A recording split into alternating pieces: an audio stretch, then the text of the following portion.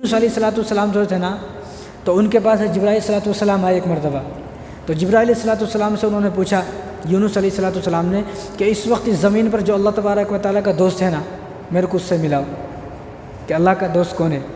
تو جبرائیل علیہ السلام یونس علیہ السلام کو لے کر کہیں دور چلے گئے، ایک جگہ فلسطین کے اندر لے گئے.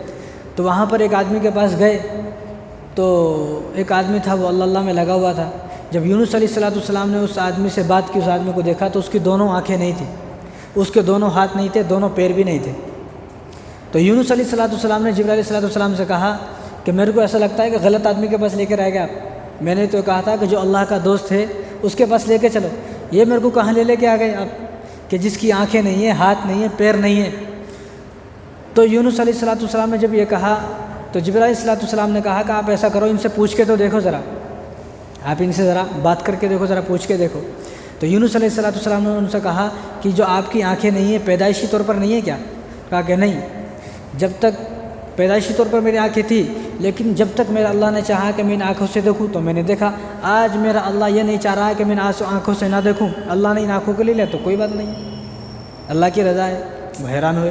پھر انہوں نے ہاتھوں کے بارے میں پوچھا کہ تمہارے ہاتھ بچپن سے نہیں ہے کیا؟ نہیں، میرے ہاتھ بچپن سے تھے، لیکن جب تک اللہ تبارک و تعالیٰ نے میرے ہاتھ دیے تو اللہ کی رضا تھی. آج اللہ نے ہاتھ لے لیے تو یہ بھی اللہ کی رضا ہے.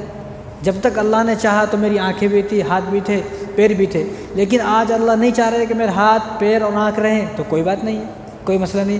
اتنا شکر گزار بندہ، یعنی جس آدمی کے پاس ہاتھیں نہیں ہیں، آنکھ نہیں ہے، پیر نہیں ہے، وہ آدمی یہ کہہ رہا ہے کہ جب تک اللہ نے چاہا میرے پاس یہ امانت تھی، آج اللہ نے لے لی ہیں تو کوئی مسئلہ نہیں ہے، بڑی بات نہیں.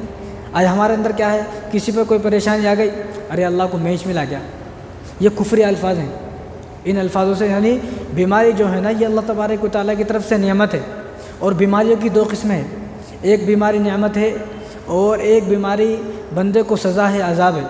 نعمت جب ہے جب آدمی بیمار ہونے کے باوجود یہ سوچے کہ میری یہ بیماری جو مجھے دی ہے اللہ تبارک و تعالیٰ نے، یہ اللہ کی رضا ہے، اللہ کی رضا میں راضی رہے.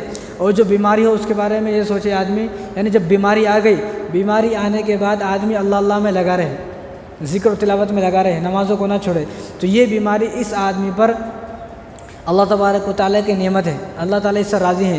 لیکن بیماری آنے کے بعد اس نے جو ہے نمازوں کو ضائع کر دیا، سب چیز چھوڑ دیا اور خالی بیٹھ گیا گھر میں تو بہت بیمار ہوں، مجھ سے نہیں ہوتا، میں نے پڑھتا ہوں نماز، تو یہ بیماری اس پر نعمت نہیں، بلکہ یہ تو اللہ تبارک و تعالیٰ کا عذاب اور قہر ہے اس کے اوپر.